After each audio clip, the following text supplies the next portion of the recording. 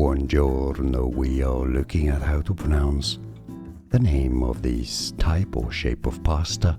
We're going to be looking at how to say more names from Italian cuisine, from Italy. Too many people get wrong as well. Stay tuned to the channel to learn more. Alright, so let's break down the different pronunciations.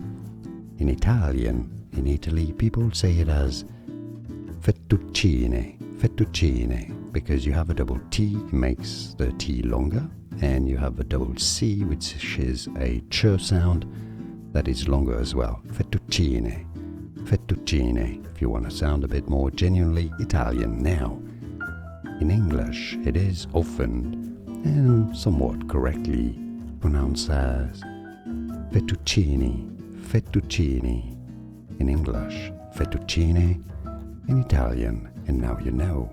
More videos for you here to learn more correct pronunciations. Stay tuned. I'll see you there. Arrivederci. Ciao ciao.